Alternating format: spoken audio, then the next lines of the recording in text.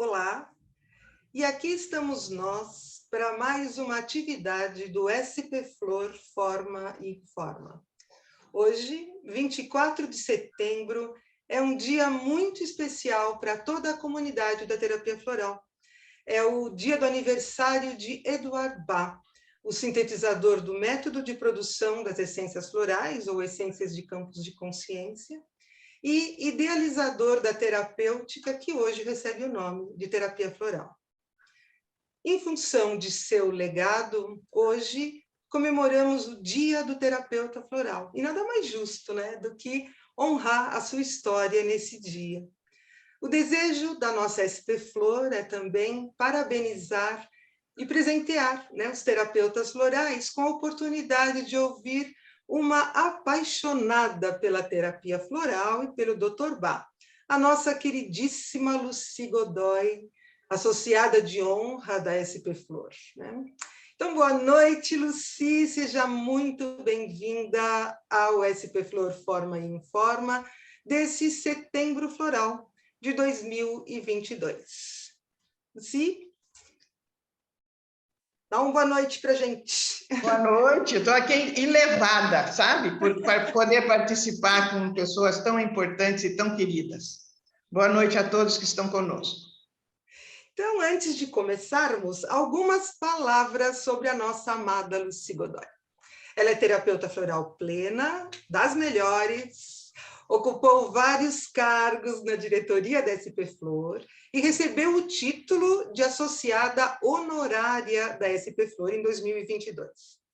Pós-graduada em terapia floral pela FACES, é também formada em terapia do Dr. Bach pelo CEDBAC de Barcelona, Espanha. Ela é facilitadora da Healing Herbs, na Inglaterra, Brasil, pedagoga, escritora, palestrante e é a alegria da nossa associação. Então, nós preparamos, Lucy, algumas perguntas que nós gostaríamos que você respondesse para a gente, tá? Para muito além do cientista, da intelectualidade ou das formações acadêmicas, Bach era indiscutivelmente um buscador pela cura.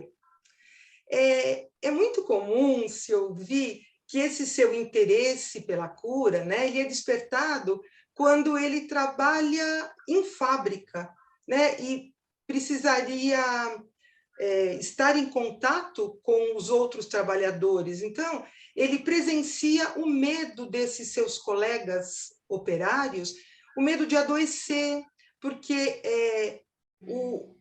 era muito alto, o custo dos tratamentos médicos, dos medicamentos, e eles poderiam, inclusive, perder o emprego se ficasse doente.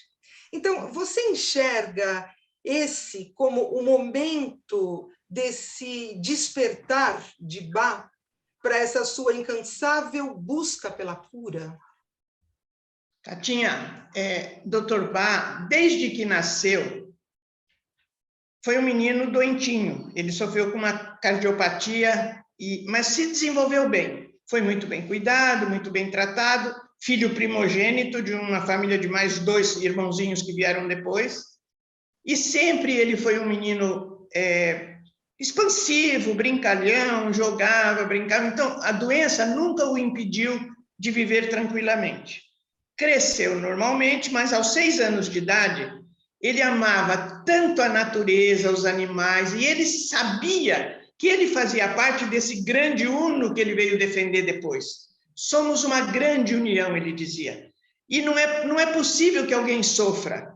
Desde pequenininho ele via isso. Ele se embevecia frente a uma planta, ficava horas olhando para ela e nada tirava a atenção dessa criança. Impressionante, isso continuou pela vida. Dr. Bach, quando ele começou a descobrir a terapia floral, ou mesmo no seu laboratório, ele ficava horas estudando determinado ponto até que aquilo se aclarasse. Só então ele respirava e ia fazer outras coisas, mas enquanto não descobrisse o que o atormentava, ele não parava de trabalhar em cima daquele tema. Quando ele passa pela usina do pai, o pai tinha uma usina, né? E ele trabalhava nessa fundição. E ele passou por todos os estágios, né? Como bom funcionário do pai. E um dia disseram para ele, olha, Bá, você vai vender o nosso produto. E ele começou a viajar para vender o produto do pai. Só que ele não conseguia deixar, vendo que as pessoas não podiam pagar o preço, ele abaixava os preços. Aí voltava para a fábrica com os pedidos. Chegava lá, o pai dizia assim, filho, não posso atender. É tanto, você abaixou tanto que não dá para fazer. Então ele viu que não era esse o caminho dele. O sonho dele era curar. Ele falou, então, para curar, eu tenho que escolher, ou sou padre ou sou médico. Que os dois, na concepção do Bach, curavam naquela época, né? Hoje também, né? A gente sabe dos dois. Mas ele optou por ser médico. E nós saímos ganhando com isso, né? Porque foi um grande médico, um grande médico. Sem dúvida, né? Lucy, você descreve, então, o Bach como uma pessoa com problema de saúde, né? Desde o nascimento.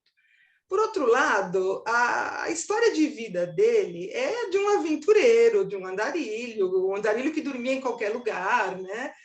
E também de um trabalhador que chegava ao limite das suas forças, né? Então, são muitos os relatos dele trabalhando literalmente dia e noite, sem dormir, sem se alimentar, né, devidamente. Então, como conjugar, né? Como conjugar doença e fragilidade física com essa vida intensa, né? Com excessos físicos e mentais, dificuldades, inclusive de privação com relação a necessidades básicas, né? Como você acha que dá para conjugar isso? Uma pessoa doente consegue viver nessa intensidade toda? Então, vamos nos lembrar que Dr. Bach fala sempre que o ser humano é composto por alma, que é uma essência divina, é Deus dentro de nós, é a filosofia dele sem falar em religião, ele fala como um filósofo que ele foi, e uma personalidade que é formada pelo meio em que a pessoa vive. E esta alma que o Dr. Bach idolatrava vem com uma missão de vida. E essa missão precisa ser cumprida, porque a gente se comprometeu em outra encarnação, em outra vida passada, sem falar em religião, falando em filosofia, ele traz essa noção de que a alma precisa cumprir a missão para a qual ela veio. Tanto que ele diz que nós temos essa nossa passagem de vida, a cada vida que nós vivemos, é como se fosse um dia na escola. Aprendemos uma lição. E feliz daquele que consegue aprender. E a grande lição do Bach era curar a humanidade. Por isso ele foi ser médico. E ao ser médico, ele viu que precisava se dedicar bastante. E a doença que ele... Aí, para mim, o ponto crucial do Bach, e como ele deve ser... Ele é inspirador, pelo menos para mim, e eu passo isso para os outros, não pode me abater a doença. A doença tem que ficar no lugar que ela está, não na cabeça, porque a cabeça é o ser pensante. Então, a doença que ele teve nunca o impediu de fazer as coisas, porque ele não pensava na doença, ele pensava no fazer. Essa, para mim, é a grande passagem do Bach. Porque você fala, né, Lucy, que ele, quando era criança, ele tinha essa questão cardíaca, né? Só sobreviveu a duras custas, né? Muitos cuidados da família. O Bach também sempre é relatado como tendo um físico frágil. E aí ele tem aquele episódio de câncer, né? Que até é sempre contada essa história, né? Dele ter sido levado para a mesa de cirurgia, fizeram o que era possível e deram 3 meses de vida para o Bach. E é interessante quando, depois de um tempo, o Bach ele se recupera naquilo que ele pode, ele vai com dor e tudo, né, por causa da cirurgia, ele volta a trabalhar para deixar a sua obra, né, o mais completa possível. Só que aí se brinca, né? O Bach esqueceu de morrer, né? E isso foi durante o período da guerra, e quando um amigo dele que estava na cirurgia, presenciou a cirurgia, encontra com o Bach, depois ele fala, Bach, você tinha que estar morto, né? Então, é muito interessante, né, essa coisa da recuperação que ele tem, né, Lucy? Fala um pouco dessa saúde dele para a gente, essa conquista que ele conseguiu, né? Aí entra novamente, Kátia, essa não pensar na doença, buscar a cura da doença, mas não deixar que a doença entre em você. Ela está aí, um câncer de pâncreas, que há mais de 80, 100 anos atrás era mortal, porque não tinha cura. Ele foi operado de urgência e conseguiu sair dali. Ele falou, eu não vou ficar aqui, eu vou trabalhar. Tanto que o nome dele, quando ele saiu, ele trabalhava a noite inteira. Era a luz que nunca se apaga, porque o seu consultório ficava aceso, o seu laboratório, porque ele pesquisava as doenças que ele ia curar, né? Então, o que esse homem fabuloso, né, com o ser humano, não o médico, o ser humano do Bach, de Eduard Bach, ele nos traz uma história de vida tão linda. Ele era um homem de pequena estatura, não era alto, era cabelo castanho claro, os ombros eram largos, isso quem descreve são os amigos daquela época. E ágil, adorava dançar, adorava ir para a cantina com os pescadores e cantar e dançar, ele era alegre. Então, quando eu estudo Bach e vejo essa descrição dos que trabalhavam com ele e que você vai buscar essas afirmações dos que trabalhavam e que eram amigos dele, ele nunca ficava triste. Era muito difícil o Bach estar triste.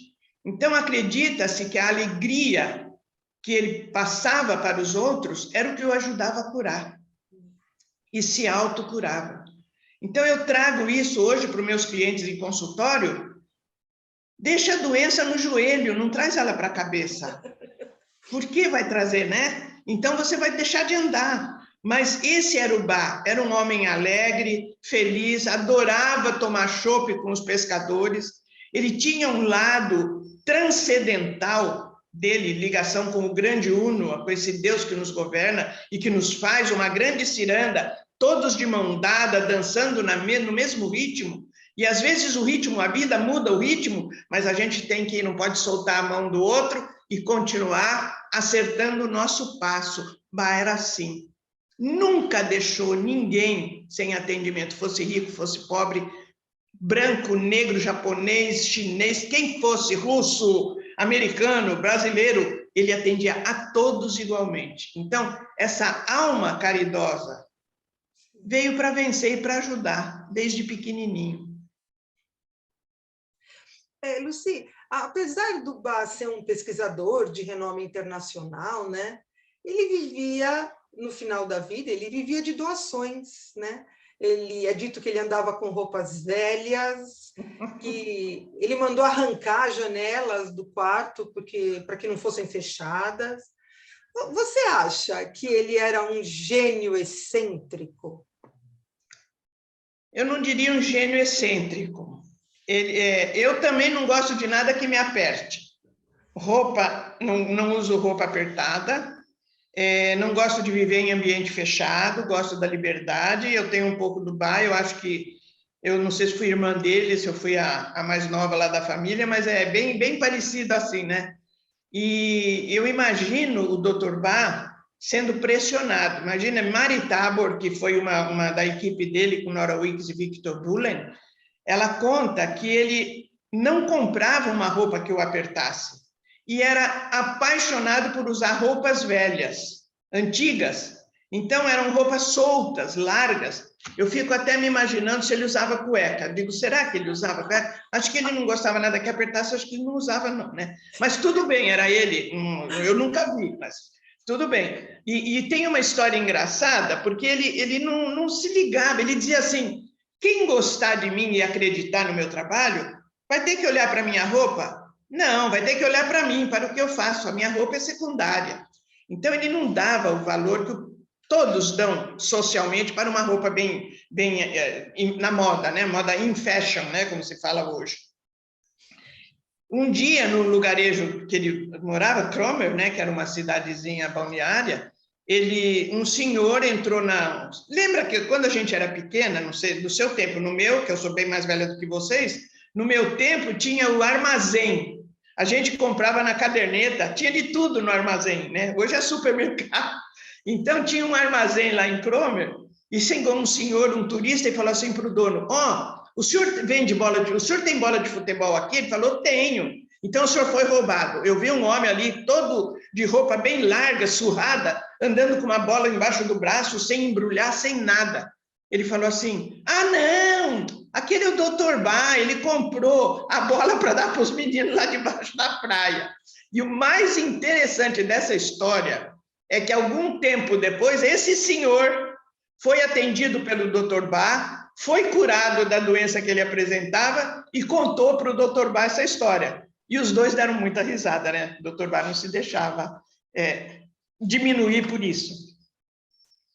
Então, esse Bá que eu reverencio era um homem, para mim, feito de uma alma que estava ligada com o grande Uno, sim. Eu lembro de uma passagem interessante também, Lucy, que pediram para o Bá fazer uma palestra, né? Mas aí disseram, Bá, você tem que ir vestido direitinho, né? De terno. Ele falou, tá bom, então eu mando o terno e você fala para o terno da palestra, né? Então, Bá devia ser...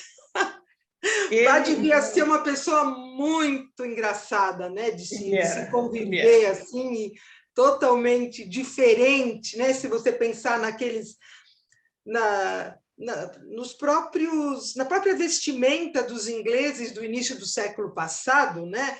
E Bá, sendo médico, pesquisador, e nesse meio acadêmico, eles eram, né, uma estica. Aí você imagina encontrar com uma pessoa com todos esses predicados intelectuais, né, que o Bá tinha, de calça e camisa larga, e muito bem e tranquilamente curtindo a natureza, né? E feliz da vida, viu, Cá? Feliz da vida. Para mim, o mais importante é eu estar bem comigo, não importa o que o outro vai me falar, né? Enquanto ele trabalhava em Londres, ele sempre teve dinheiro, né? Ele atendia muita gente de graça. Quando ele deixou tudo de Londres e veio para a descoberta das flores, ele não tinha mais dinheiro, mas nunca faltou uma mão que lhe desse ajuda. Era impressionante, ele dizia, quando eu menos espero, alguém me dá uma ajuda e eu posso ajudar os outros. Ele dizia que os bolsos das suas calças já estavam furadas, de tanto que ele punha a mão no bolso para dar dinheiro para os outros. E ele mesmo não tinha, nunca faltou dinheiro para ele. Eu acho que é o grande Uno acudindo o filho bom, acho isso. É uma coisa legal também, assim, né? Só contribuindo um pouquinho, é interessante também nas descrições, né, que do pouco que ele tinha, nunca faltou para que ele pudesse também distribuir, né? Isso é muito nobre, é muito bonito, né? E como a vida trouxe aquilo que era necessário, né? Ele foi provido do que precisava, não que ele não tenha passado necessidades até, mas ele sempre tinha aquilo que era necessário, aparecia alguém que não tinha pago. E uma outra coisa interessante, né, que a gente combinou de contar umas coisas interessantes, se a gente fosse lembrando, né, no decorrer da palestra da Lucy, da entrevista, né? Da nossa conversa. Do nosso bate-papo aqui, né? É que o Bá deixava um pratinho num determinado lugar e as pessoas, né, em retribuição, às vezes deixavam uma moedinha ali. E tinha gente e se ouvia o barulhinho da moedinha caindo. Aí tinha gente que colocava botão para fazer o barulhinho. Né? Eu não sabia disso, olha, estou aprendendo. As histórias pitorescas do Bá. Mas ele não se preocupava, não, né? Ele ficava bem, bem tranquilinho. Né? A gente sabia que nunca faltava. Mas você sabe o quê, Kátia? Eu vejo assim, a fé desse homem, a esperança, a confiança de que a vida iria ajudá-lo a conseguir o grande sonho. de fazer uma medicina onde todos pudessem ser curados. É a medicina do futuro, como ele chamou, né? Quando ele foi descobrir. E interessante é que ele, quando ele descobriu partiu para a descoberta dos 19 mais espiritualizadas flores, como ele chama, ele sentia no corpo a dor que ele ia curar. Isso, para mim, é transcendental. Sai do pequeno mundo material e vai para cima, voa para o espaço, né? Então, quando ele sentia essa dor, ele tinha necessidade urgente de se afastar de todos e se embrenhar na floresta. E ali, no meio das plantas, ele sentia a flor que ia curar, a árvore que ia ajudá-lo. E eu imagino assim, né, sonhadora como eu sou, eu imagino o Bach andando no meio das árvores e falando assim: para que você serve? Conta para mim, né? Conversando com a árvore. Conta para mim, flor, para que você serve? Para curar o quê? Aí ele tinha a dor e falou: é para dor de cabeça, deixa eu ver se serve. Então, essa dor de cabeça veio pela minha preocupação. Então, aquele que é preocupado e pode me apresentar uma doença física, eu vou dar essa flor.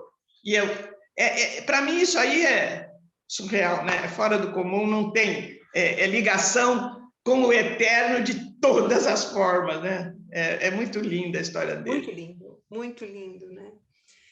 Então, a maioria dos textos, né, se referem a Bach como o doutor Bach, né? Ele é sempre mencionado assim: Bach, médico inglês, bacteriologista, infectologista, né? Às vezes, só que citam que ele era homeopata. Se você perceber, quase nunca os textos enaltecem o fato dele ter sido herbalista, né? Ele gostava de ser chamado herbalista, não homeopata. Sim, sim. No final da vida, ele se coloca como herbalista, né? Como pesquisador das plantas da natureza. Isso. É certo que ele foi um alopata de sucesso, que ele foi um homeopata, né? Cuja pesquisa dos nosódios ela é mantida até hoje como matéria médica ensinada, né? Contudo, a sua grande contribuição foi a sistematização do método de produção das essências, né? E ter criado as bases da terapia floral, né? Que a gente tem hoje. Então, assim, muitos médicos, cientistas, né? Eles criaram métodos, vacinas, medicamentos, mas o Bach, ele desenvolveu algo realmente diferente. E ele fez isso como pesquisador herbalista, pesquisador da natureza, né? Então, a sua criação, né, os florais e a terapêutica, muito além de um recurso, né, muito além de um resultado físico previsível, como se deve esperar de um medicamento, né, essa pesquisa dele trouxe algo muito diferente disso.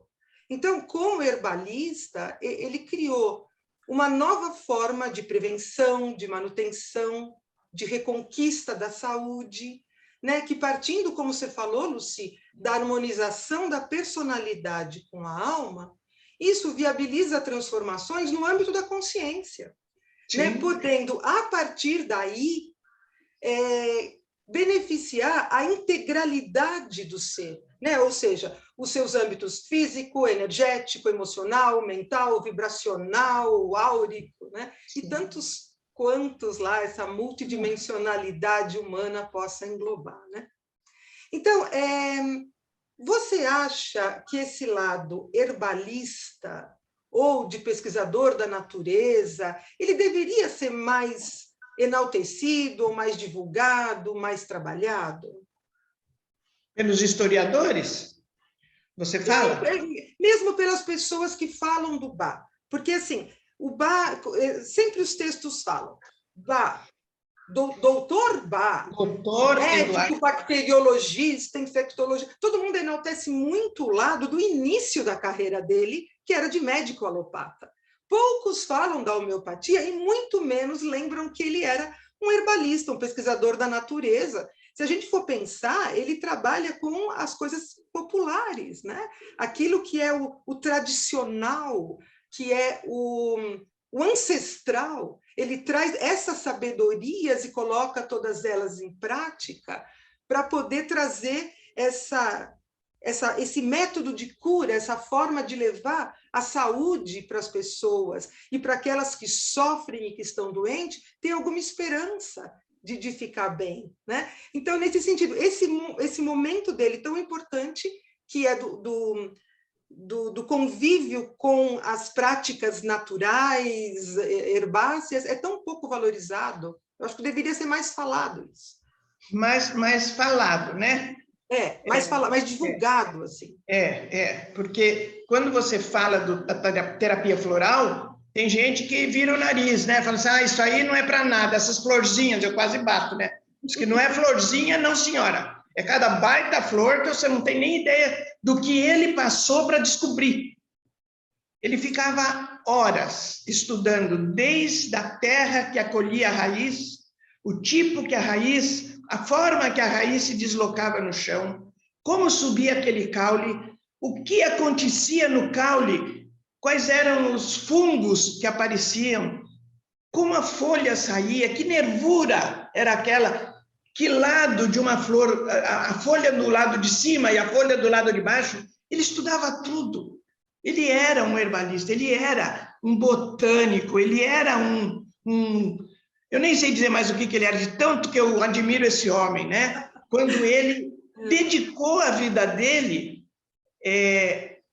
para o bem do outro. Se eu falasse assim, ele é como Jesus, eu estaria criando para mim mesmo, uma infâmia, né? Uma blasfêmia, né? Mas quando você olha a atitude crística do Bach, é uma atitude crística, não que ele seja o Cristo, mas a atitude crística dele, de viver a vida para ajudar o outro. Você sabe, é interessante, né? A vida dele enquanto homem, ser humano, ele teve uma filha, Bob, né? E ela escreveu um livro agora, Eu Sou Bob, Eu Sou Bob. Ela só veio saber quem era o pai dela, a grandeza do pai dela, muitos anos depois, quando ela já era adulta. Ela não imaginava que aquele pai, porque ela foi criada num colégio interno. Naquele tempo, as famílias mais abastadas criavam os filhos no colégio interno, e teve pouca convivência com esse pai. Então, quando ela descobriu que o pai era tudo aquilo, aquele homem venerado no mundo todo, o criador da terapia floral, ela ficou abismada.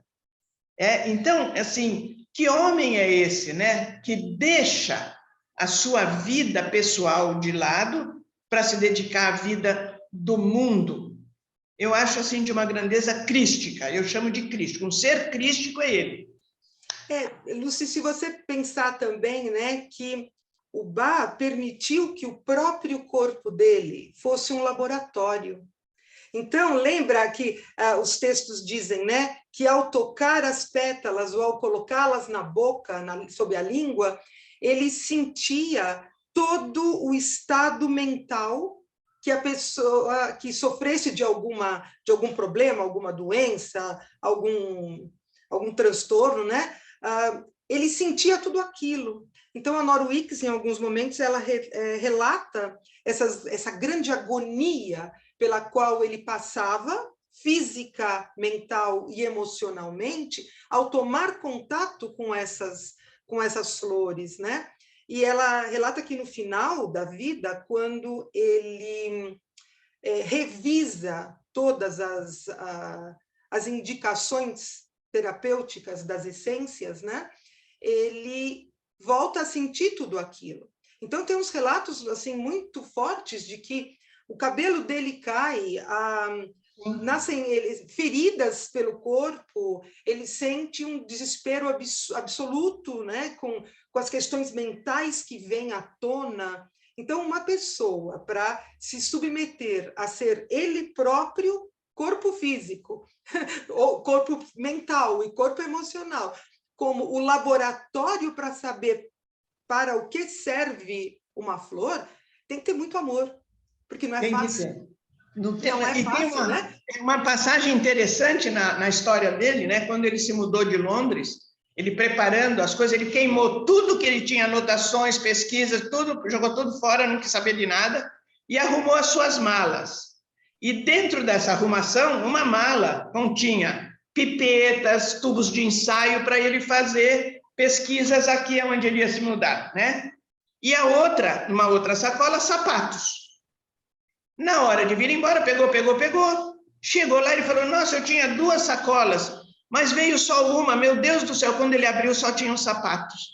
Ele falou, então eu vou ser o laboratório, porque eu vou ter que andar, eu não vou precisar de pipetas aqui. Então ele sacou, né, que aqueles sapatos dele seriam o seu laboratório, ele seria o próprio laboratório, como você falou. É interessante. Teve que andar, e andou, né, pelo Reino Unido inteiro e desenvolveu realmente um outro método, né, que não o homeopático, contando apenas com a tigela, a água pura e as flores no momento de floração mais vívida, né? Orvalhado, geralmente de manhã, e com o sol, né? Beneficiando. Depois ele vai criar o método Boiling, que é o método de fervura, né?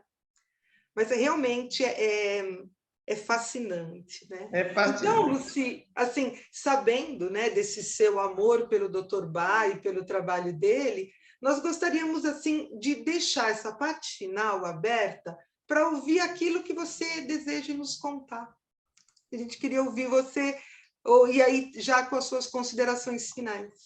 Olha, eu tenho aqui, eu anotei, eu fiz um monte de coisa escrita. Se vocês me permitirem, eu vou recitar uma poesia, porque o Bach, ele tinha qualidades assim, fora do comum, né? Ele era fora do comum. Então, ele era poeta, ele era escritor, contador de histórias. Ele tinha tudo na vida dele, meu Deus do céu. Ele tem um poema dele que eu acho lindo. Está no livro do Julian Barner, Obras Completas do Dr. Eduard Bach. E se chama O Cachorrinho Negro, porque Bach tinha um cachorrinho que era o amigo dele, chamava Lulu. E, engraçado, o meu apelido é Lulu, então eu falei, nossa, eu acho que eu era o cachorrinho dele. Então, esse cachorrinho Lulu era um cocker, spaniel, negro. E o nome da poesia, que aí como o Julian cita, poema provavelmente escrito por Dr. Bach em Shotwell, 4 de agosto de 1935. Eu tinha quase 1 ano. Olha só que coisa boa. Se chama O Cachorrinho Negro. Eu vou ler, porque eu não consigo decorar. Às vezes eu me pergunto se Cristo teve um cachorrinho negro com o pelo crespo e abundante como o meu, com longas e sedosas orelhas e um nariz redondo e úmido, olhos castanhos e ternos cheios de brilho. Estou certo de que se ele tivesse tido esse cachorrinho negro, o pequeno cachorrinho saberia desde o princípio que ele era Deus. Não seria necessária outra prova de que Cristo era divino e apenas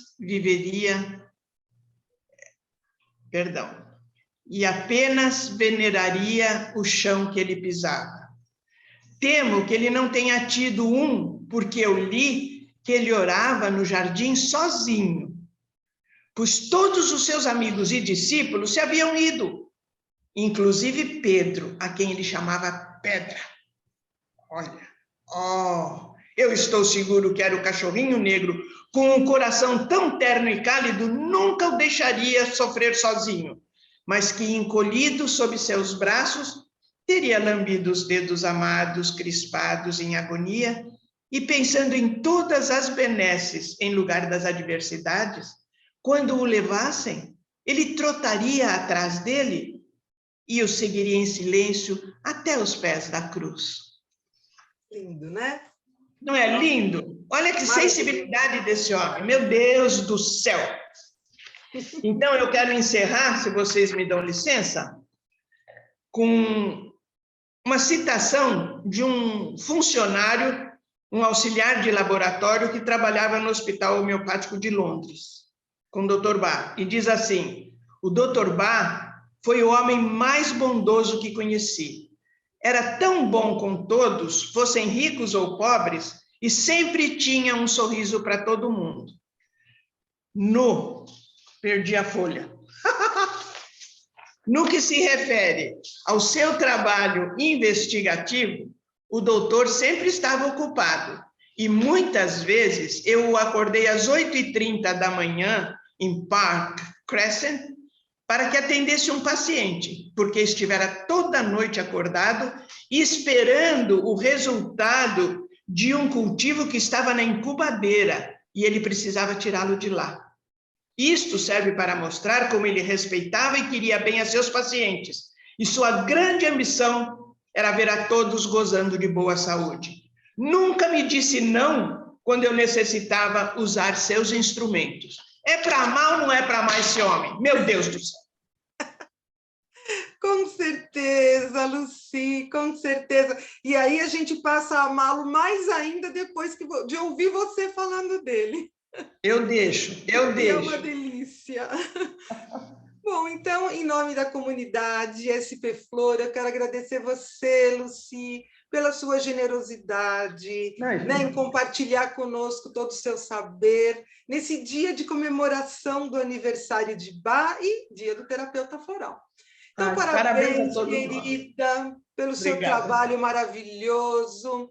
E parabéns também aos terapeutas florais. Parabéns à SP Flor pelos seus 10 anos de trabalho, que serão comemorados agora no dia 8 de outubro, né? E eu quero agradecer também a nossa audiência e convidar todos para conhecerem a SP Flor e o seu trabalho. Então, visitem o nosso canal no YouTube, tem um monte de palestra, inclusive, acho que umas 2 da Lucy, pelo menos, né? E conheçam também as nossas outras mídias. E, se você é terapeuta floral, filice a SP Flor. Nesse mês de setembro, a gente tem 10%, a associação está dando 10% de desconto na primeira anuidade. O nosso e-mail é contato@spflor.org.br. Então, eu encerro com o nosso slogan, né, o slogan da nossa associação, que é SP Flor, agregando intenções e congregando esforços para que todos tenham acesso à terapia floral. Então, muito obrigada a todos.